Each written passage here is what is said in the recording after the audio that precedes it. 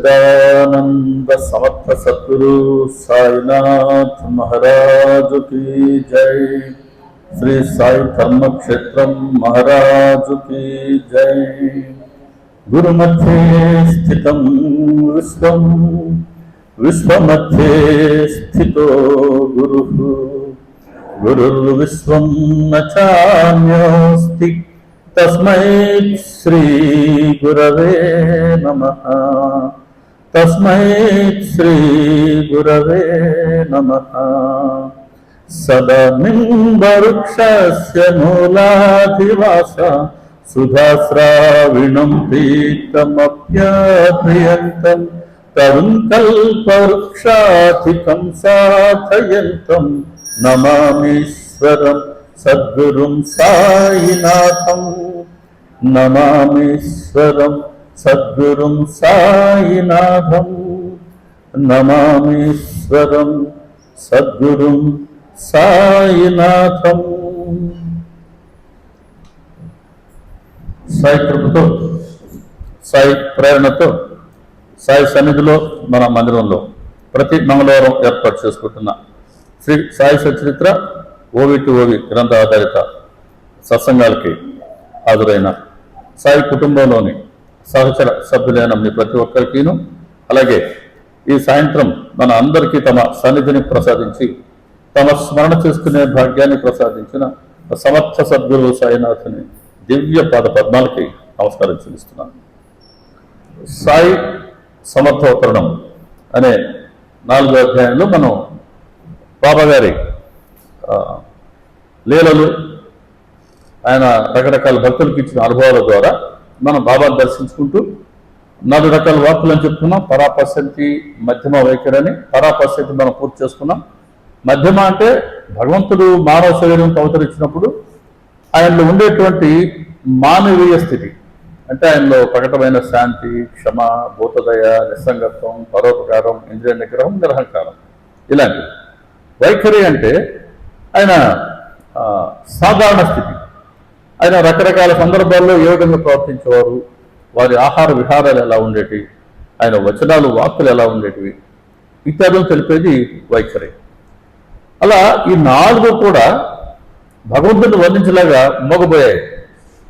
వేదాలు, శాస్త్రాలు కూడా అలిసిపోయాయట భగవంతుని వర్ణించేలాగా. షడ్ దర్శనాలు, షడ్ శాస్త్రాలు అలిసిపోయినాయి. కాబట్టి ఏది పనికి రావట్లేదు భగవంతుణ్ణి తెలుసుకోవాలని అంటే. ఇక కాయా వాచ మనస ఒక్క నమస్కారం చేసే సాధనే మిగిలింది. అంతే. పాండిత్యంతో, విద్వత్తుతో,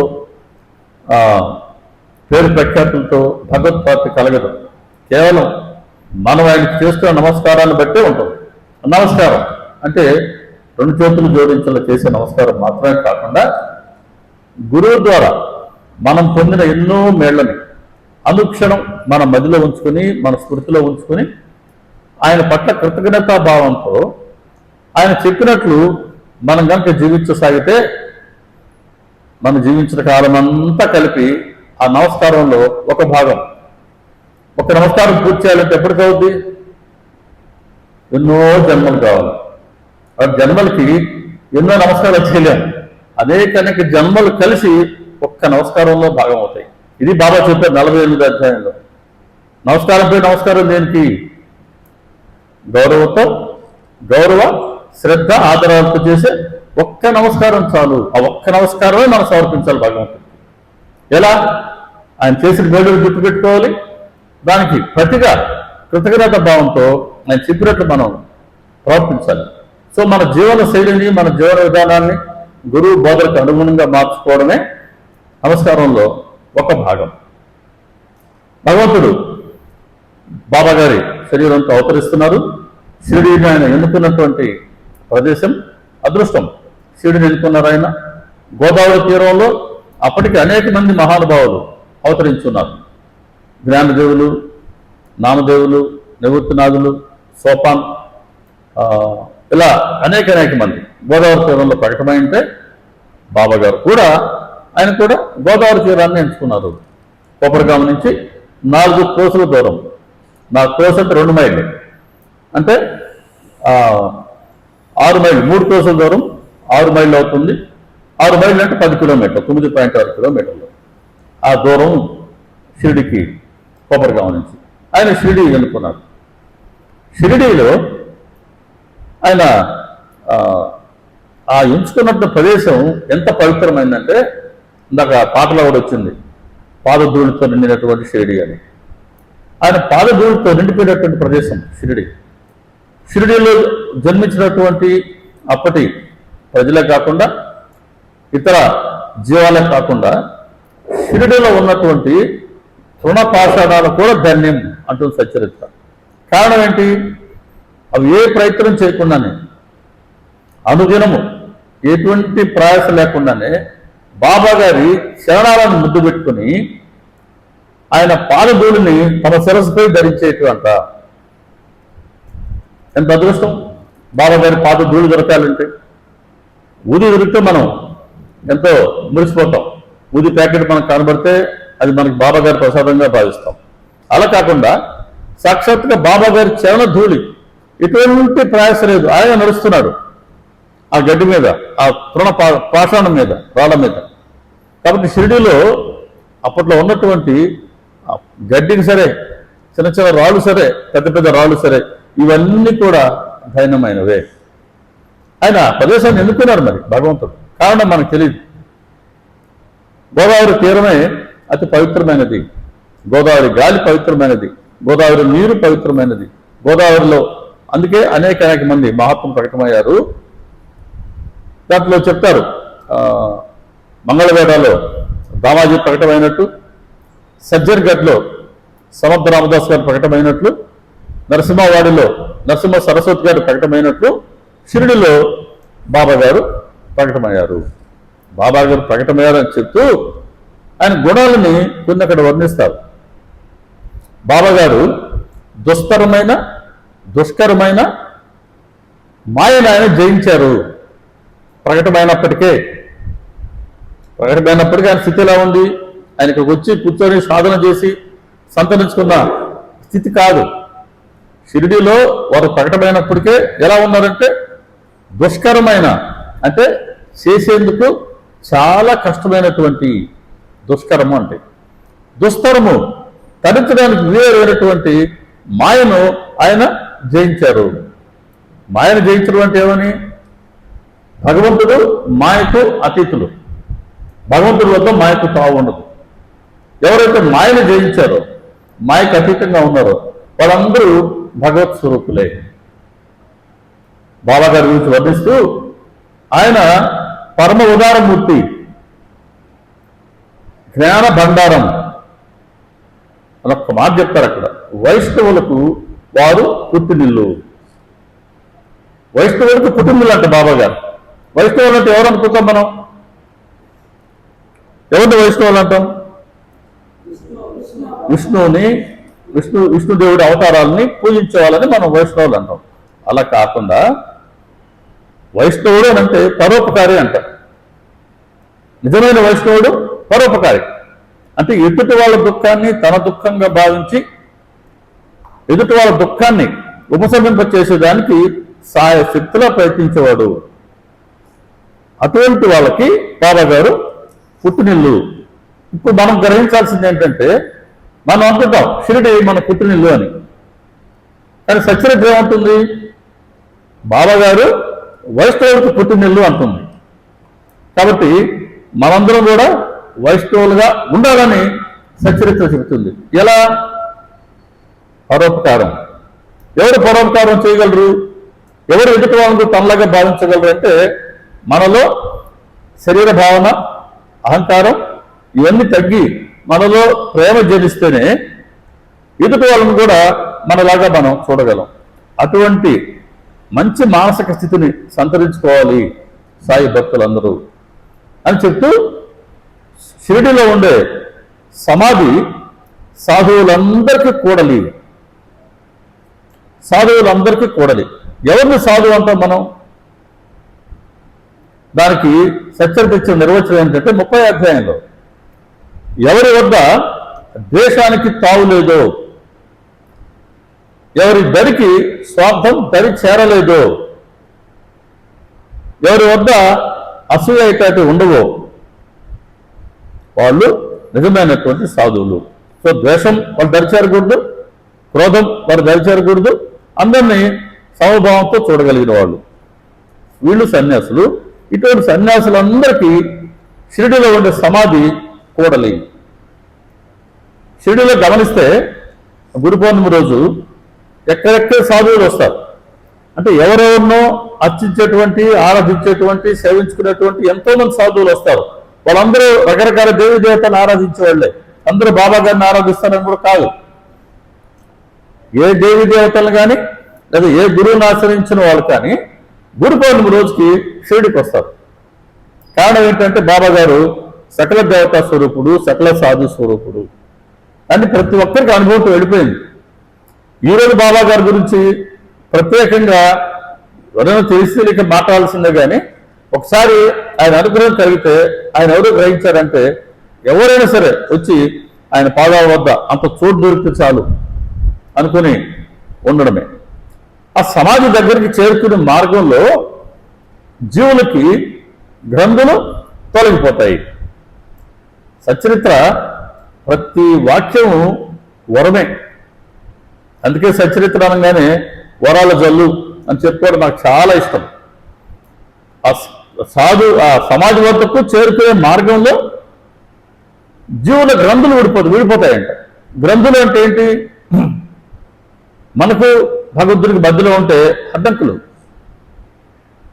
శరీరాభిమానం, రాగద్వేషాదులు, అహంకారం, మమకారం, ఇలాంటివన్నీ ఆయనకి మనకు అడ్డంకులు. ఇవి జీవుల్లో ఉండే గ్రంథులు, మనందరిలో ఉండేటువంటి అడ్డంకులు. అవి ఇవన్నీ విడిపోతాయంట మన సమాధికి దగ్గరయ్యే కొద్దీ. అంటే ఏమని? సమాధి దగ్గరకు అంటే బాబా గారి సన్నిధికి మనం చేరుకుంటున్నాము అని మన మనసు గ్రహించాలంటే అది ఎప్పుడు సాధ్యమవుతుంది? ఇవన్నీ మన నుంచి క్రమంగా విడిపోతేనే. పర్వటికి తూర్పుకు దగ్గర కావాలనంటే పర్వటికి దూరం వైపు చేరాల్సిందే. నేను పర్వటికి దగ్గరగా ఉంటూ నేను తూర్పుకు వెళ్ళాలంటే వెళ్ళలేను, అది సాధ్యమయ్యే పని కాదు. కాబట్టి భగవంతుడి వద్దకు వెళ్ళాలా అని అంటే ఇదిగో మనసులో ఉండే అహంకారం, మమకారం, రాగద్వేషాదులు వీటన్నిటిని తప్పనిసరిగా వదులుకోవాల్సిందే. విడుచుకుంటే ఆయన దొరుకుతాడు. ఆయన పట్టుకోవాలంటే వీటన్నిటిని విడిచిపెట్టి తీరాల్సిందే. మనం సాధారణంగా ఏం చేస్తుంటామంటే వీటన్నిటిని విడిచిపెట్టకుండానే ఆయన పట్టుకునే ప్రయత్నం చేస్తుంటాం. విఫల యత్నం అది. సరే, ఓ ప్రయత్నం చేయడం ఎప్పుడు మంచిదే, కానీ ఆ ప్రయత్నంలో సరిగ్గా లక్ష్యం ఏర్పడాలని అంటే అదిగో సద్గ్రంథం, సత్సంగం, గురువు అనుగ్రహం, గురువు ప్రార్థన, గురువు సేవ మనకు దోహదపడతాయి. ఇక బాబా గారు అప్పట్లో ఆయన అనేక మంది దర్శించుకునేవాళ్ళు. లాస్ట్ టైం మనం చెప్పుకున్నాం, బాబా గారి పశ్యంతి అనే దగ్గర గౌడిబువ అనే పెద్ద ఆయన, అప్పటికే ఆయనకి 90 సంవత్సరాల వయసు. ఆయన పండరిపురంకి తరచుగా వెళ్ళేవాళ్ళు. 4 మాసాలు గంగా తీరంలో ఉండేవాళ్ళు. తక్కువ 8 మాసాలు పండరిపురంలో ఉండేవాళ్ళు. ఎటువంటి భక్తులు ఆయన షిరిడీకి వస్తే ఆయన సాక్షాత్ బాబా గారు పండరి విఠలగా దర్శనమిచ్చారు షిరిడీలోనే, రకమాబాయితో సహా. కాబట్టి ఆయా భక్తులు వస్తే, ఏ దేవి దేవతల భక్తులు వస్తే వాళ్ళకి బాబా గారు ఆ దేవి దేవత రూపంలో కనబడేవాళ్ళు. ఆయన అంటారు, గౌలిబువ ప్రపంచం పిచ్చిది, జరిగంచు పంచ కట్టుకోగానే ఎవరైనా సాధువులు అయిపోగలరా?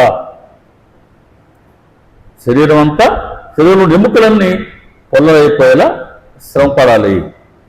ఆ శ్రమ లేకుండా ఊరికి ఎవరైనా దేవుళ్ళు అయిపోతారా? బాబా గారిని అందరూ పిచ్చివాళ్ళు అంటున్నారు. కాదు, ప్రపంచం పిచ్చిది. ఈ దృఢమైన భావంతో ఆయన చూడండి, ఆయన సాక్షాత్తు విఠలుడే అని స్పష్టంగా చెప్తారు. ఆయన పండరి విఠలుడి గురించి చెప్పాలంటే దాసగణ్ మహారాజు ఆయన తరచూ షిరిడికి వస్తూ పోతుండేవాళ్ళు కదా. బాబా గారికి నామ సప్తాహం అంటే చాలా ఇష్టం. అనేక పర్యాయాలు దొరకమ్మయ్యలు ఆయన నామ సప్తాహాన్ని చేయించేవాళ్ళు. ఓ పర్యాయం దాసగడ్డ గారికి చెప్పారు, ఆయన విఠలుడు నామ సప్తాహం చెయ్యని చెప్తే ఈయనేమన్నాడు, విఠలుడు కనుక సాక్షాత్కారం కలిగిస్తానంటే నేను చేస్తాను అంటే గురువు ఆజ్ఞకి ఈయన కండిషన్ పెడుతున్నాడు. పెట్టచ్చా? గురువు ఆజ్ఞాపిస్తే దాన్ని మనం తూచ తప్పకుండా చేయాలి కానీ నాకు ఇలా చేసే పని అయితే నేను చేస్తాను అన్నాడు. సరే, బాబాగారు ఏమన్నారు? గుండె మీద చేయబెట్టుకొని చెప్పారండి మాట. భక్తి భావం కనుక ఉంటే విఠలుడు తప్పకుండా ప్రకటమవుతాడు. కాబట్టి నామ సప్తాహాలు ఎలా చేయాలని చెప్తున్నాడు బాబా? భక్తి భావంతో చేయాలి. ఏదో చేసామంటే చేసామన్నట్టుగా తూతు మంత్రంగా కాకుండా భక్తి భావంతో కనుక చేస్తే విఠలుడు తప్పకుండా ప్రకటమవుతాడు. అయినా విఠలుడు ఎక్కడో ఏకాంత ప్రదేశంలో ఉన్నాడా? ఆయన అక్కడి నుంచి రావాలన్నా భక్తి ప్రేమ ఆతురతలు ఉంటే విఠలుడు ఇక్కడే ప్రకటమవుతాడు. ఇక్కడే అంటే ద్వారకామాయిలోనే ప్రకటమవుతాడు. ఆయన ఎక్కడి నుంచి రావాలన్నా అంటే పండరీపురంలో ఉన్నాడు ఆయన. అక్కడి నుంచి 200 మైళ్ళు ఉండే షిరిడీకి రావాలన్నా అటు అనుకుంటున్నావు నువ్వు కాదు. భక్తి ప్రేమ ఆతురతలు ఉంటే ఆయన ఇక్కడే ప్రకటమవుతాడు. భక్తి అని అంటే సర్వేంద్రియాలతో ఆ దేవి దేవతలను గురువును ఆరాధించడమే భక్తి. సర్వేంద్రియాలతో పంచ జ్ఞానేంద్రియాలు, పంచ కర్మేంద్రియాలు, మనసు, బుద్ధి, చిత్త, అహంకారం ఇవన్నీ భగవన్ముఖమైనప్పుడే అది భక్తి అవుతుంది. ప్రేమ, నిష్కపటమైన భక్తి ప్రేమ. భక్తి ఉంది, దాంతో మనం ఆయన సేవించుకోవడమే. అందులో ఎటువంటి కాపట్టి ఉండకూడదు, ఎటువంటి ప్రతిఫలాన్ని ఆశించకూడదు. నిష్కపటమైన భక్తి ప్రేమ అవుతుంది. ఆతురత అనే మాట అన్నారు బాబా. ఆతురత అంటే ఎలా? దాన్ని ఎలా అర్థం చేసుకోవాలా? ఒక శిష్యుడు వాళ్ళ గురువుని అడుగుతూ ఉన్నాడంట, స్వామి ఆతురత అంటే ఎలా ఉంటుంది చెప్పండి చెప్పండి చెప్పండి అని. సరే చెప్తాను అంటున్నాడు ఆయన. అప్పట్లో గురుకులంలో ఉండేవాళ్ళు పొద్దున్నే గురువు గట్టి కలిసి నదికి స్నానం పోయేవాళ్ళు, అందరూ స్నానం చేస్తున్నారు. ఆ గురువు గారు ఈ ఆతురతను కుర్రాడు అడుగుతున్నాడే, ఇలా రా అన్నాడు. ఆయన వెళ్ళాడు.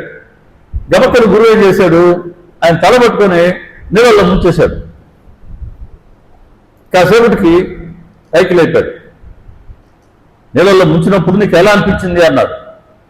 ఎప్పుడెప్పుడు మీరు పైకి తీసుకొస్తారా అనుకుంటున్నాను అన్నాడు. అది ఆతురత అంటే అన్నాడు. చెప్తే అర్థమయ్యేది కాదు. ఆతురతను అనుభవించావు కదా అంటే ఏమని? ఇతరత్ర ఏం ఆలోచన లేవు, గాలి పీల్చుకోవాలా. గురువు ఎప్పుడు పైకి తీస్తాడో అమ్మయ్య అనుకుని గాలి పీల్చుకోవాలా. అటువంటి ఆతురత కనుక నీకు భగవంతుడి పట్ల ఉంటే భగవంతుడు తప్పకుండా నీకు ప్రకటమవుతాడు అని చెప్పడం బాబా. ఆతుర జనించాల. రామకృష్ణ పరమహంస గారు చెప్తారు, 3 రోజులు చాలంట భగవత్ సాక్షాత్కారం కోసం. 3 రోజులు గట్టిగా పట్టుబట్టు ప్రార్థించు. 3 రోజుల్లో దర్శనం ఎందుకు ఇవని ఆయన నీకు ప్రకటన నీకు ఆయన దర్శనం ఇస్తారు అంటాడు ఆయన. కేవలం 3 days, 3 రోజులు. మరి ఆయన అక్కడ మనం ఎన్నిసార్లు దర్శించుకోవాలా భగవంతుడిని? కానీ ఆ ఆతురత, ఆ భక్తి ప్రేమలు సంతరించుకోవడం మనలాంటి గృహస్థులకి చాలా కష్టమైనటువంటి పని. కానీ కష్టసాధ్యమే, కానీ దుస్సాధ్యమైతే కాదు. అలా దాసగడి మాట అడిగాడు బాబాగారు మాట అన్నారు. ఆయన సప్తాహం చేశారు. హేమంత్ పంత్ గారు రాస్తారు, సప్తాహం అయిన తర్వాత విఠలుడి దర్శనం అయింది అని అంటారు అని రాశారు. అక్కడ విఠలుడికి సంబంధించే ఇంకొక 2 అనుభవాలు కూడా ఉన్నాయి ఇందులో. కాకాసాహెబ్ దీక్షిత్ గారు ఆయన షిరిడీలో ఆయన 1909వ సంవత్సరం షిరిడీకి వచ్చారు తొలిసారి. అంటే ఆయనకి 40 సంవత్సరాల వయసు వచ్చేంత వరకు ఆయన బాబా గారి గురించి పేరే వినలా. ఒకసారి బాబా గారి వద్దకు వచ్చిన తర్వాత తిరిగి ఆయన మళ్ళీ వెనక్కి పోలేదు. ఆయన షిరిడీలో ఉండేవాళ్ళు పొద్దున్న నియమంగా స్నానం చేసుకుని ఆయన పూజ చేసుకుని బాబా గారి ఆయన స్నానం చేసిన తర్వాత ధ్యానంలో ఉంటే ఆయనకి విఠలుడి దర్శనం అయింది ధ్యానంలో. సరే, ఆయన మళ్ళీ ద్వారకా దర్శనానికి వచ్చినప్పుడు బాబా గారు అడిగారు ఆయన, విఠల్ పటేల్ వచ్చాడు, నువ్వు అతన్ని కలిసావా? కళలో వచ్చిన సందర్భాన్ని కూడా బాబా గారు తెలుసుకుంటారండి. అంటే బాబా గారు ఎక్కడున్నట్టు? ఆయన ద్వారకామాయిలో లేరు. ఆ పాటలో వచ్చినట్టుగా వెళ్ళి చూస్తేమో షిరిడీలో ఉంటారు ఆయన, వెతికి చూస్తే మనం మధ్యలో ఉంటాం. అదే కదా పాట పాడింది నాకు. దీన్ని వెతుకునేది చాలా కష్టం. ఎదుటి వాళ్ళ గురించి మనం వెతకడం సులువు, కానీ లేదా ప్రపంచంలో ఎక్కడ జరుగుతుందో ఇంటర్నెట్ ఉంది కాబట్టి మనం చూడడం సులువు, కానీ అసలు మనలో ఉండేది ఏముందో తెలుసుకోవడం చాలా కష్టమైన పని. కాబట్టి ఇక్కడ విఠల్ పటేల్ వచ్చాడు, అతను నువ్వు కలిసావా? విఠలుడు పారుబోతూ ఒక్క క్షణమైన అలక్ష్యం చేసి దృష్టి మరల్చావా, అతడు పారిపోతాడు. కాబట్టి అతనిని గట్టిగా మేక్కుట్టి కదలకుండా ఉంచు అన్నాడు బాబా. బాబాగారి మాటలు చాలా అర్థవంతంగా ఉంటాయి. అసలు ఏ మాట కూడా అర్థం లేకుండా ఉండదు. ఒక్క మాట కూడా ఆయన వృధాగా మాట్లాడు, మితంగా మాట్లాడు అని చెప్పే బాబా చాలా మితంగానే మాట్లాడతాడు. అందులో ఎంతో అర్థం ఉంటుంది. బాబా ఏమంటున్నారు ఇక్కడ? విఠలుడు పారుబోతూ, భగవంతుడు పారుబోతా కాదు, మన మనసు పారుబోతూ. భగవంతుడి పట్ల హిందువులందరూ భక్తులేనండి, దాంట్లో అనుమానం లేదు. కానీ భక్తి ఎంతసేపు నిలుస్తుంది భగవంతుడి పట్ల? మన భక్తి భగవంతుడి పట్ల ఎంతసేపు నిలుస్తుంది రోజు? ఎవరికాలు మనం బేరీజ్ వేసుకుంటే అంటే మనసు పారుబోతూ కాసేపు ఉంటుంది భగవంతుడి మీద నుంచి, ఇంకాసేపటికి డైవర్ట్ అయిపోతుంది. ఎన్నెన్నో ప్రాపంచిక విషయాలు, ప్రాపంచిక ఆసక్తి, ఎన్నో విషయాల పట్ల మనకు ఉంటుంది. ఈగ చెప్తాడు, రామకృష్ణ పరస్ గారు ఉదాహరణ చెప్తాడు. ఈగ ఆ స్వీట్ షాప్లో ఆ పై 2 స్వీట్ల మీద వాళ్తుందంట, ఆ స్వీట్ని ఆస్వాదిస్తుందంట. కాసేపటికి షాప్ ముందు ఉండే డ్రైనేజ్లో పోద్దంట, ఆ డ్రైనేజ్లో ఉండే బలాన్ని కూడా అది తింటుంది. అట సాధారణంగా గృహస్థుల మనసు కాసేపు ఉన్నతంగా ఉంటుంది, కాసేపు చాలా అధోగతిలో ఉంటుంది.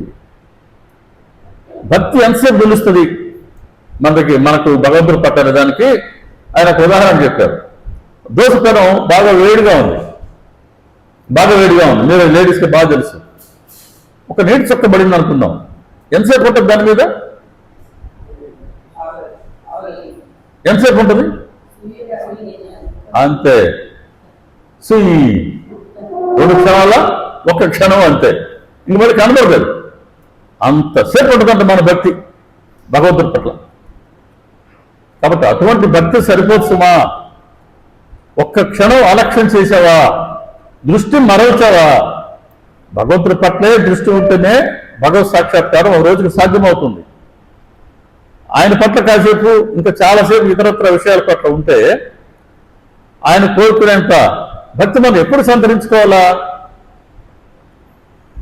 కాబట్టి ధనవంతులు, బిలియనీర్లు ప్రపంచంలో ఉండొచ్చు, కానీ భగవంతుడి భక్తులు చాలా కొద్ది మంది ఉంటారు. చూడండి చరిత్రలో కూడా. కాబట్టి ఒక్క క్షణం కూడా ఆయన నుంచి మన మనసు వెనక్కి రాకూడదు అంటున్నాడు బాబా. 1 క్షణం కానీ కరెక్షన్ చేసి దృష్టి మరల్చావా? ఆయన పారిపోవడం కాదు, మన మనసే ఎక్కడికో పారిపోద్ది, ఎక్కడికో వెళ్ళిపోద్ది. దీన్ని మళ్ళీ పట్టుకొచ్చుకొని మనం పట్టుకోవాలి. అలా పోకుండా గట్టిగా మేల్కొట్టి అతనే కదలకుండా ఉంచు. ఆయన ఎక్కడికి పోడు భగవంతుడు, ఆయన ఎప్పుడు నిత్యుడు, సచ్చిత్తానందుడు. ఆయన భక్తిపూరితమైన మన మనసుకి శ్రద్ధ అని మేల్కొట్టి కదలకుండా ఉంచు. ఈ భక్తికి శ్రద్ధ జోడి కావాలి. శ్రద్ధ అంటే భక్తి భావంతో మన గురువు ఏం చెప్తున్నారో వింటూ, చదువుకుంటూ, తెలుసుకుంటూ, మననం చేసుకుంటూ దాన్ని మనం ఆచరించగలిగితే భక్తికి శ్రద్ధ జోడవుతుంది.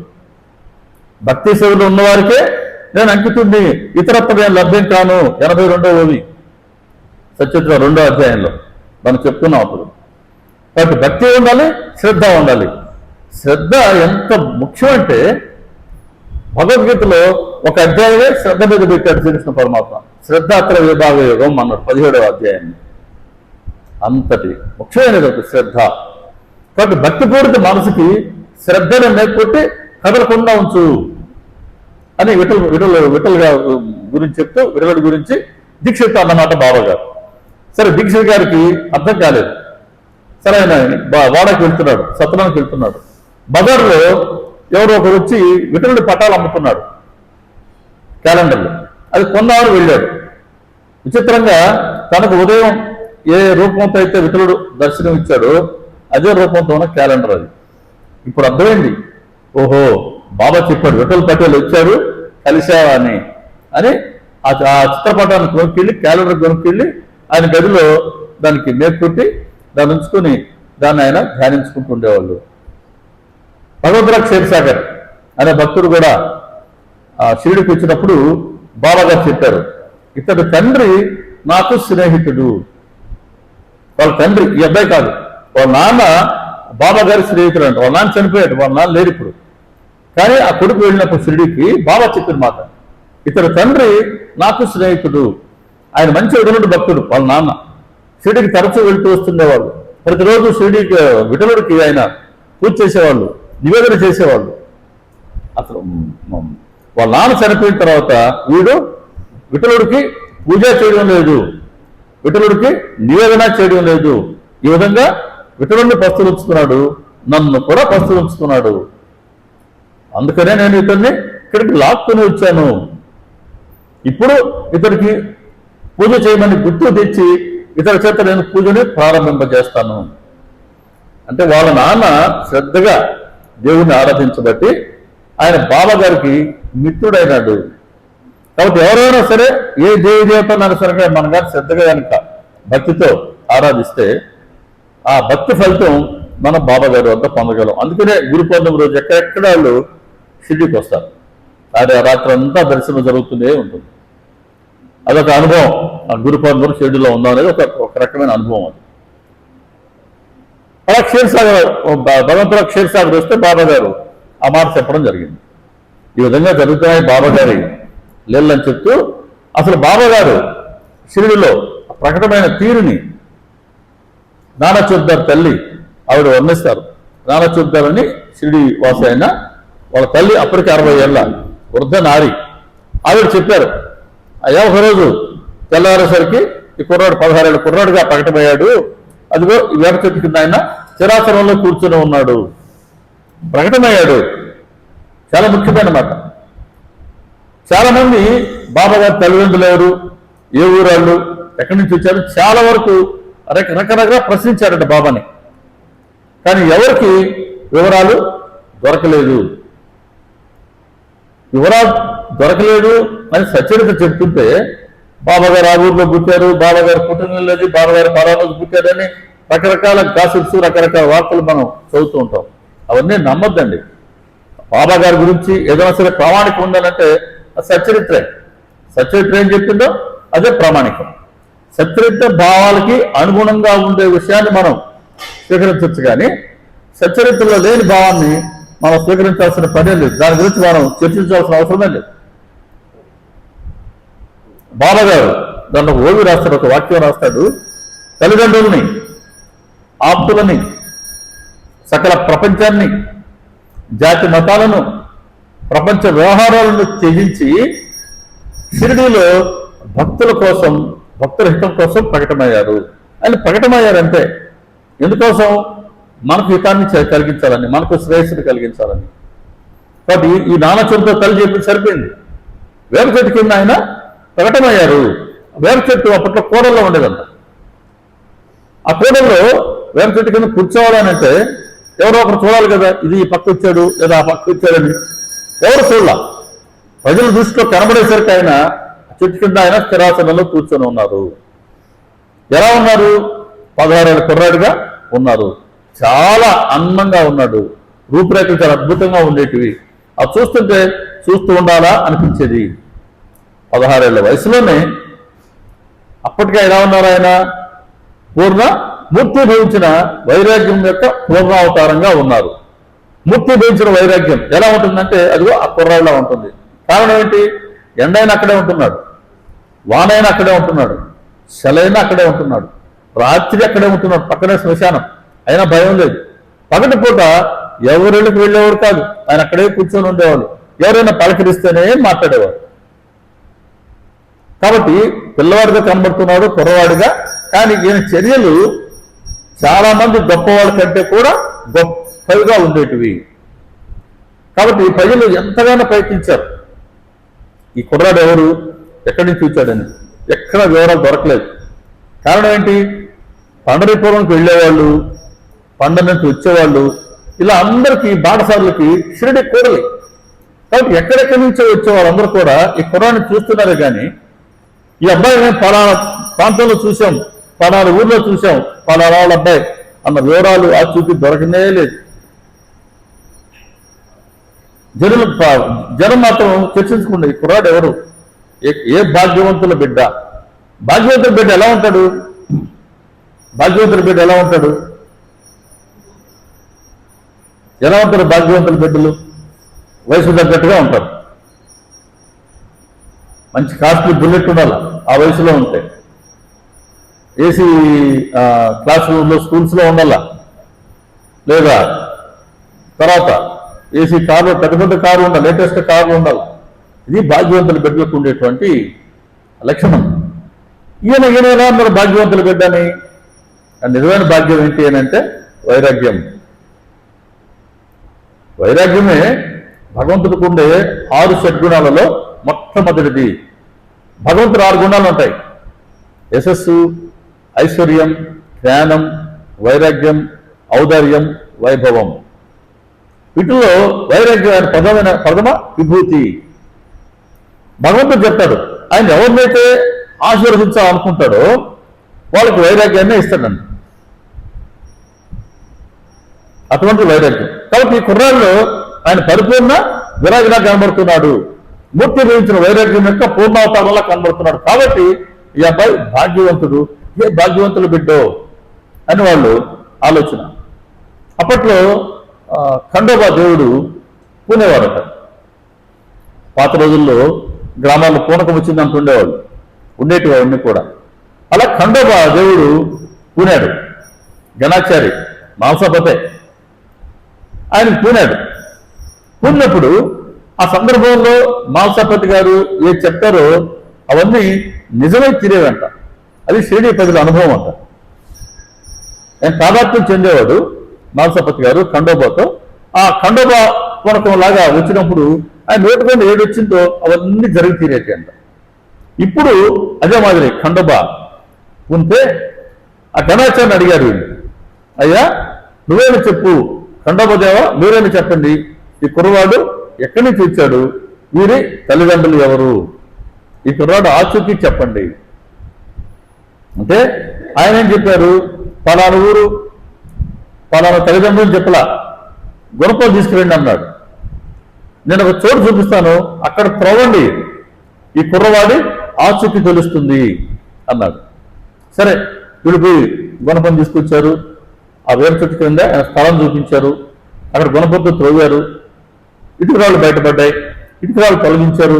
కింద ఒక రాతి పలక ఉంది, దాన్ని తొలగించారు. లోపలికి సొరంగం ఉంది, మెట్లు ఉన్నాయి. లోనికి వెళ్ళారు. లోపల గచ్చు తాగినటువంటి ఒక భూగృహం ఉంది. అందులో ఒక పీట ఉంది, గోముఖం ఉంది, మాలలు ఉన్నాయి, 4 దీపాలు వెలుగుతూ ఉన్నాయి. మాలలు ఉన్నాయి, 4 దీపాలు వెలుగుతూ ఉన్నాయి, గోముఖం ఉంది, పీట ఉంది. అంటే ఎవరో ఇక్కడ తపస్సు చేసుకుంటున్నారు అన్నదానికి ఆనవాళ్ళు కనబడ్డాయి. అప్పుడు ఈయన గణాచారి చెప్పాడు బాలసంపతి గారు, ఇక్కడ ఈ కుర్రవాడు 12 సంవత్సరాలు తపస్సు చేశాడు. కుర్రాడు ఆచూకీ చెప్పండి ఏం చెప్పాడు ఆయన, ఈ స్థలంలో ఈ కుర్రాడు 12 ఏళ్ళు తపస్సు చేశాడు అని చెప్పాడు. కుర్రాడు వయసు ఎంత అనుకున్నాం కనబడ్డప్పుడు? 16 అనుకున్నాం. 16 కుర్రాడు ఉన్నాడు చూసేదానికి. ఎవరు తెలుసు, ఆయన జన్మించింది లేదు కదా. సో చూసేటప్పటికే 16 ఏళ్ళ వయసు ఉండొచ్చు అని ఒక అంచనా. కానీ ఇక్కడ ఖండోబా ఏం చెప్తున్నాడు, ఈ కుర్రాడు ఇక్కడ 12 ఏళ్ళు తపస్సు చేశాడు. ఒకవేళ 16 ఏళ్ళ వయసు కానీ కరెక్ట్ అయితే ఆయన ఏ వయసు అప్పటి నుంచి తపస్సు స్టార్ట్ చేసి ఉండాలా? 4 సంవత్సరాల నుంచి చేసి ఉండాలి. సాధ్యమవుద్దే అది. కాబట్టి ఆయన ఆ శరీరంతోనే ఆ 16 ఏళ్ల కుర్రవాడుగానే ప్రకటమయ్యాడు. ఇది సత్యం. అంతేగాని ఆయన మనలాగా తల్లి గర్భంలో జన్మించిన ఆయన కాదు. తల్లి గర్భంలో జన్మించిన ఆయనకి ఈయన ముసల్మాన్ ఏంది, ఈయన హిందువు ఏంది, ఎక్కడి నుంచి వచ్చినా ఇవన్నీ సత్యచరిత్ర గురించి తెలియని వాళ్ళు, బాబా గారి పట్ల పరిపూర్ణ విశ్వాసం లేని వాళ్ళు ఏదన్నా రకరకాలుగా మాట్లాడితే మాట్లాడచ్చు కాక, కానీ సచ్చరిత్ర ప్రామాణికం. సచ్చరిత్ర ఏం చెప్పిందో అదే బాబా గారు సాక్షాత్తు మనకు చెప్తున్నారు ఆయన. కాబట్టి 12 ఏళ్ళ నుంచి కూడా తపస్సు చేశాడు ఇక్కడ అని చెప్తే ఇంకేమన్నా ఉందా? భూగ్రహంలో ఒక 12 ఏళ్ళు తపస్సు చేశాడు అని ఒక మనిషి గారిని మనకు కనబడితే దేవుడు చేసేమో. అందుకని బాబా ఏమన్నారు? లేదు లేదు, ఇది నా గురువు యొక్క స్థానం, అతి పవిత్రమైన నా ప్రదేశం, నా మాట విని దీనిని ఇలాగే భద్రపరచండి. ఆయన ఏది తన మీద పెట్టుకోరు, రెండు గొప్పతనాన్ని, ఏ గొప్పతనాన్ని ఆయన పెట్టుకోవాలా, ఏ గొప్పతనాన్ని ఆపాదించుకోవాలా. దీన్ని తీసుకెళ్ళి ఎవరి మీద పెట్టాడు? నా గురువు మీద అన్నాడు. అంటే గొప్పతనం గురువుకి ఆపాదించేశారు ఆయన, అంతే. చిన్న విషయమా? భూగ్రహంలో 12 ఏళ్ళు తపస్సు చేశారంటే అప్పట్లో దేవుడు చేసేవాడు, జనం ఆయన్ని ఊరేగింపు చేసేవాళ్ళు. అది ఇష్టం లేదు ఆయన. నా గురువు యొక్క స్థానం అతి పవిత్రమైన నా ప్రదేశం, నా మాట విని దీనిని ఇలాగే భద్రపరచండి. మనం కూడా చెప్పుకోవాలా, ఇది ఏది? షిరిడి మన గురువు యొక్క స్థానం, అతి పవిత్రమైన మన ప్రదేశం అది. అందుకే 6 నెలలకు పెంచకుండా గురుస్థానానికి వెళ్ళి మనం దర్శనం చేసుకుంటూ రావాలి. ఇదొక శాస్త్రం చెప్పినటువంటి ఒక మాట మనం. సరే, వాళ్ళందరూ బాబా గారి మాట విని మళ్ళీ యథావిధిగా సొరంగాన్ని పూర్తి చేశారు, భూగ్రహాన్ని అలాగే ఉంచారు. మాంసపతి లాంటి వాళ్ళు ఆ వేప చెట్టు కిందకి వచ్చి ఇది ఈ అబ్బాయి యొక్క గురుస్థానం అని అక్కడ శిరస్సు వంచి నమస్కారం పెట్టుకునేవాళ్ళట బాబా గారికి. అందుకే ఆ వేప చెట్టు అంటే చాలా ప్రీతి. అలా బాబా గారు అక్కడ ప్రకటమయ్యారు. బాబా గారి స్థితి అది.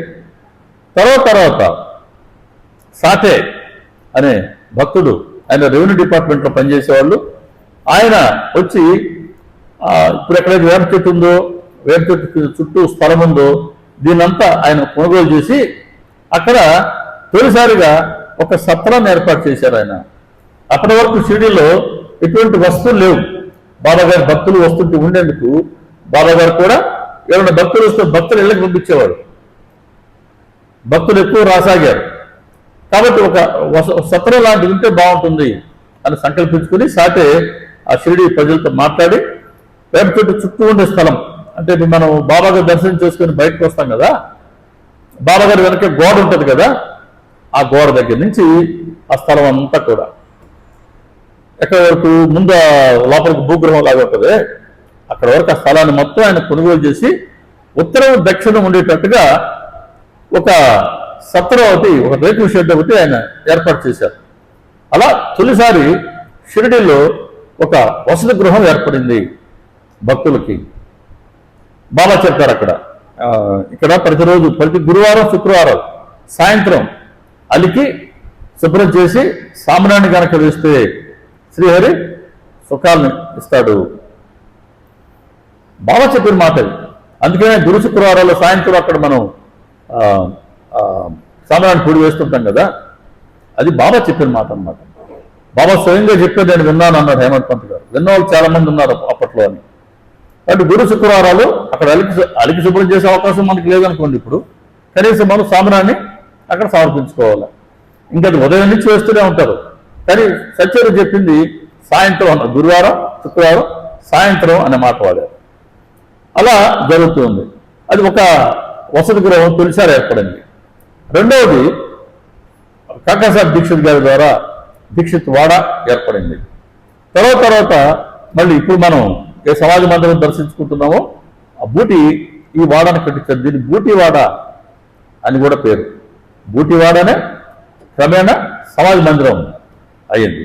ఇక్కడ దీక్షిత్ గారి ప్రస్తావన వచ్చినప్పుడు దీక్షిత్ గారి గురించి కొంత వివరణ ఇస్తారు హేమంత్ పంత్ గారు. రెండవ వసతిగృహం కట్టింది దీక్షిత్ గారు. కాకాసాహెబ్ దీక్షిత్ ఆయన ముంబైలో ఉండేవాళ్ళు, ఆయన అడ్వకేట్గా ఉండేవాళ్ళు. ఆయన లండన్కి ఒక పని మీద పోయినప్పుడు రైలు ఎక్కిపోయారు, జారిపడ్డారు. ఆయనకి కాలి గాయమైంది. ఆ కాలి గాయం తగ్గలేదు. ఆ కాలి గాయం ఎంత చికిత్స తీసుకున్నా తగ్గలేదు. ఆయనకి అంగవైకల్యం వచ్చేసింది, కుంటుకుంటూ నడవాల్సి వచ్చింది. ఇది చూసేదానికి ఒక చెడు పరిణామమే కదా జీవితంలో. అయినప్పటికీ దాని కారణంగానే ఆయన షిరిడీకి వచ్చేందుకు మార్గం ఏర్పడింది. కాబట్టి ఎంత చెడు మనకు జరిగినప్పటికీ ఏ ఒక్కరికి కూడా భగవంతుడు అన్ని దారులు మూసివేయడు, అన్ని డోర్స్ ఎప్పుడు క్లోజ్ చేయడు. మన కోసం ఒక డోర్ ఎప్పటికీ తెరిచిపెట్టే ఉంచుతారు ఆయన. కాకుంటే ఆ డోర్ మనకు కనబడేంత వరకు, ఆ ద్వారం గుండా మనం వెళ్ళేంత వరకు కొంత సమయం పట్టచ్చు, కొన్ని ఇబ్బందులు ఎదురవచ్చు కాక, కానీ ప్రతి ఒక్కరికి ఆయన ఒక వెసులుబాటు ఇచ్చే ఉంటారు. అన్ని మూసేసి నీ చావు నువ్వు చావు అని ఎప్పటికీ భగవంతుడు అన్నాడు. అలా ఈయన కూడా ఆ కుంటికాలతో ఉన్నప్పుడు ఆయన ఫ్రెండ్ నానాసాహెబ్ చంద్రకర్ అన్న ఆయన రెవెన్యూ డిపార్ట్మెంట్లో పనిచేస్తుండేవాళ్ళు. ఆయన చాలా క్యాంపులకు వాటికి పోతుండేవాళ్ళు. ఆయన దీక్షిత్ గారు యూనివర్సిటీలోనే ఇద్దరు మంచి ఫ్రెండ్స్. చాలా కాలం తర్వాత లోనావాలా అనే ఊర్లో, ఆ ప్రాంతంలో ఇద్దరు మిత్రులు కలుసుకున్నారు. మాటల సందర్భంలో ఈయన గమనించాడు, కుంటుతూనే వస్తున్నాడు ఈయన. అరే ఏంటైనా కుంటున్నావు అని అంటే చెప్పాడు, ఇలా జరిగింది, రైలు ప్రమాదం జరిగింది, నేను ఎంతగా వైద్యం చేయించుకున్నా తగ్గలేదు, ఉండిపోయింది. వెంటనే చంద్రకర్ చెప్పాడు, ఇలా అయితే నువ్వు షిరిడీకి రా, మా గురువు గారు వద్దకు రా, ఆయన దర్శనం చేసుకో, ఆయన కనుక అనుగ్రహిస్తే నీ కుంటితనం పోతుంది అని బాబా గారి గురించి తెలియచేశారు. చంద్రకర్ చేసిన ఉత్తమ సేవ ఏంటంటే, ఆయన అప్పట్లో తరచూ క్యాంపులకు వెళ్ళేవాడు. రెవెన్యూ డిపార్ట్మెంట్లో పనిచేసే అధికారి కాబట్టి ఎక్కడ క్యాంపుకు వెళ్ళినా ఆ వచ్చిన జనంతో, అధికారులతో, అయ్యా షిరిడీలో బాబా ఉన్నారు మహానుభావుడు, మీరు వెంటనే వెళ్ళి దర్శనం చేసుకోండి అని అప్పట్లో వందలాది మందికి, వేలాది మందికి ఆయన చెప్పగా బాబా గారి గురించి తెలిసింది. ఆయన చెప్తే షిరిడీకి వెళ్ళారు. కాబట్టి అనేక మందికి అప్పట్లో బాబా గారి దర్శన స్పర్శన భాగ్యం లభించింది అని అంటే అది చంద్రకర్ ద్వారా. అలా ఈయన కూడా చంద్రకర్ చెప్పాడు, నువ్వు షిరిడీకి రా, వచ్చి బాబాని దర్శించుకో అని చెప్తే, దీక్షిత్ ఎలాంటి వారంటే, తప్పకుండా నువ్వు బాబా గారు చెప్తున్నావు, నేను తప్పకుండా బాబా గారి వద్దకు వస్తా, నేను మీ గురువుని దర్శించుకుంటా. శరీరానికి ఉన్న కుండితనం అంటావా? శరీరమే నశ్వరం, శరీరమే అశాశ్వతం. ఇది ఎప్పుడు పడిపోతుందో ఎవరికైనా తెలుసా? ఎవరికి రేపు పొద్దున గురించి ఎవరికి గ్యారంటీ? రేపు పొద్దున గ్యారంటీ ఉండదు. కానీ మనం ఎప్పటి గురించి ఆలోచిస్తాం? ఎన్నో ఏళ్ళ గురించి ఆలోచిస్తాం, అంతే కదా. ఎవరో నమ్మం మనం వెళ్ళిపోతున్నామని, మనం చూస్తూనే ఉంటాం. పక్కన పోయేవాళ్ళు ఉంటారు, మన పెద్దలు పోతుంది, మన బంధువులు పోతుంది, మనం కూడా రోజు క్యూలో పోయేవాళ్ళమే కదా. కానీ మన ఆలోచన ఎట్లుంటుందంటే, ఎవరో చెప్పారు పెద్ద ఆయన, ఒక ఆయన, ప్రతి ఒక్కరి ఆలోచన విధానం ఎలా ఉంటుందంటే 500 ఏళ్ళు బతుకుతాం మనం అన్నట్టుగా ఆలోచిస్తారంట. అంత దూరం ఆలోచిస్తారు మనుషులు. కాబట్టి ఈ శరీరం అనేది నశ్వరం, అశాశ్వతం. ఈ శరీరానికి వచ్చినటువంటి వ్యాధి ఇది అవిర్తనం అనేది. శరీరం నశ్వరం అయినప్పుడు ఆ శరీరానికి వ్యాధి వస్తే మాత్రం పెద్దగా పోయేదే ఉంది. కాబట్టి గురువుగారి వద్దకు వస్తాను, నేను నా కాలు కుంటుగా తొలగించమని మాత్రం నేను అడగను. ఉడని శరీరం ప్రారంభం అనుభవించాల్సిందే. ఏం చేసుకున్నా శరీరం, ప్రతి శరీరం మన ప్రారంభాన్ని అనుభవించాల్సిందే. ఆ ప్రారంభం అనుభవించిందే తొలగిపోదు. నా భక్తం క్షయితే కర్మ, అది కర్మ సిద్ధాంతం. అనుభవిస్తే కానీ కర్మ తొలగదు. కాబట్టి అనుభవించని శరీరం అనుభవించని, నేను దాని గురించి అడగను. కానీ నిజమైన వైకల్యం నా మనసులో ఉంది. మనసును నిగ్రహించుకోవాలని నేను ఎంతగానో సాధన చేసి అలసిపోయాను. మనసుని అదుపులో ఉంచుకోవాలని ప్రయత్నించా. నేను ఎంతగా ప్రయత్నిస్తున్నా సరే మనసు నాకు తెలియకుండానే అది జారిపోతూ ఉంది, నాకు కనబడకుండా తిరుగుతూ ఉంది. కాబట్టి నేను గురువుగారి వద్దకు వస్తాను, నా మనసులో ఉండి వైకల్యం తొలగించమని నేను వారిని ప్రార్థిస్తాను. అందుకోసం నేను షిరిడీకి వస్తాను. బాబా గారు ఎందుకు అవతరించారని చెప్పింది మడమ గారు మొత్తం వాక్యంలోనే. ధర్మ సంస్థాపన కొరకు తాపత్రయాలతో తప్పించిపోతూ ఉన్న మానవాళిని ఉద్ధరించడానికి నిర్గుణ నిరాకార పరబ్రహ్మ మరలా మరో మానవ రూపంలో షిరిడి క్షేత్రంలో అవతరించింది. ఆ సగుణ సాకార మూర్తియే శ్రీ సాయిబాబా. అని మణిమ గారు రాసిన అద్భుతమైన నిర్వచనం, అది కళ్ళ కూడా ఆ వాక్యం గుర్తుకొచ్చేస్తుంది, అంతే స్పాంటేనియస్గా వచ్చేస్తుంది. ఎందుకు అవతరించారు బాబా గారు? ఉద్ధరించడానికి. ఉద్ధరణ అంటే ఏమని? మనసులో ఉండే మాలిన్యాన్ని తొలగించాలని, అంతఃకరణాన్ని పరిశుద్ధం చేయాలని. అంతఃకరణం పరిశుద్ధంగా లేకపోతే నష్టం ఏంటి? అంతఃకరణంలో చిత్తంలో మాలిన్యం ఉండింది అనుకున్నాం. ఈ మనోమాలిన్యం పెట్టుకొని భగవత్ప్రాప్తి జరగదు. భగవత్ప్రాప్తి జరగాలంటే చిత్తశుద్ధి జరగాల్సిందే. భగవత్ప్రాప్తి జరగాలంటే నేను శరీరంలో ఉన్న భావం తొలగాల్సిందే. నేను శరీరంలో ఉన్న భావం తొలగాలంటే చిత్తశుద్ధి ఏర్పడాల్సిందే. చిత్తశుద్ధి కలగాలి అంటే నిష్కామ కర్మలు చేయాల్సిందే. కాబట్టి ఊరికనే జరగదు. కాబట్టి శరీరం ఉంది, శరీరానికి వ్యాధి వచ్చింది, నేను దాని గురించి అయితే నేను బాబాను అడగను. బాబా ఏ లక్ష్యంతో ఆయన అవతరించారో ఉద్ధరించాలని అదే ఉద్ధరణ కోరుకుంటూ దీక్షిత్ గారు కూడా ఆయన షిరిడికి వెళ్ళాలని నిశ్చయించుకున్నారు. కాబట్టి బాబా గారికి క్రమేణ ఆయన సత్శిష్యుడు అయినటువంటి నేపథ్యం. అలా ఈ 4వ అధ్యాయంలో బాబా గారు ఎలా ప్రకటనయ్యారు అని తెలుపుతూ ఆ అధ్యాయానికి సాయి సమర్థావతరణం అని పేరు పెట్టారు. తర్వాత 5వ అధ్యాయంలో ఈయన బాబా గారు ఇక్కడ నీళ్లు పోశారు బావి నుంచి. ఇప్పుడు ఎక్కడైతే ఇప్పుడు మనకు సమాజ మందిరం ఉందో, బాబా గారి సమాధి ఉందో, విగ్రహం మూర్తి ఉందో, అది ఒకప్పుడు పెద్ద డస్ట్బిన్, పెద్ద గొయ్యి. అది అక్కడ ఊర్లో ప్రజలు వచ్చి ఆ వ్యర్థాలన్నీ ఆ గోతిలో పడేసేవారట. బాబా గారు తొలినాళ్ళలో వచ్చిన రోజుల్లోనే ఆయన ఊరంతా అటు ఇటు తిరిగినా రాత్రికి వచ్చి ఆ గోతి పక్కనే పడుకునేవారట. అంటే అప్పుడే సూచించాడు ఆయన, ముందు ముందు ఈ గొయ్యి నా విశ్రామ స్థానం కాబోతుంది అని. దాన్ని చదువు చేసేవాళ్ళు ఆయన. అది బాగా బంజరు భూమిలో ఎవరికి పనికిరాని భూమి. దాన్ని చదువు చేశారు ఆయన. రోజల్లా బంతి జువ్వు మొక్కలు నాటారు, రోజల్లా నీరు మోశారు. అట్లా 3 ఏళ్ళు కష్టపడి ఆ బంజరు భూమిని ఆయన ఒక నందనవనంగా చేశారు. మళ్ళీ 3 ఏళ్ళ తర్వాత 1 సంవత్సరం పాటు షెడ్యూల్ ఆయన లేరు. ఎలా ప్రకటమయ్యారో అలా ఆయన అంతర్ధానం అయ్యారు. 1 సంవత్సరం తర్వాత మళ్ళీ ఆయన షిరిడీకి తిరిగి వస్తారు. అందుకని 5వ అధ్యాయానికి శ్రీ సాయి పునః ప్రకటనం అని పేరు పెట్టడం జరిగింది. 5వ అధ్యాయంలో ఏ వివరాలు ఉన్నాయో ఇవన్నీ మనం వచ్చే సత్సంగంలో దర్శించుకున్నాం. కాబట్టి ఈ అధ్యాయం 4వ అధ్యాయం మనకి ఏం చెప్పిందంటే బాబా గారు ఎందుకు అవతరించారు, బాబా గారు ఎలా అవతరించారు, బాబా గారు అవతరించినప్పటికే ఆయన స్థితి ఎలా ఉంది, అది గురుస్థానం గురించి ఇన్ని వివరాలు మనకు చెప్పడం జరిగింది. కాబట్టి వచ్చే వారం అధ్యాయం మనం సత్సంగంలో 5వ అధ్యాయాన్ని ప్రారంభించుకున్నాం. శ్రీ సచ్చిదానంద సమర్థ సద్గురు సాయినాథ్ మహారాజ్ की जय. श्री साई धर्मक्षेत्रम महाराज की जय. सर्वे जना सुखिनो भवन्तु. लोका समस्ता सुखिनो भवन्तु. समस्त सन्मंगलानि भवन्तु. ओम शांति शांति शांति. सर्वं श्री साईनाथार्पणमस्तु. शुभं भवतु. ओम तत्सत्.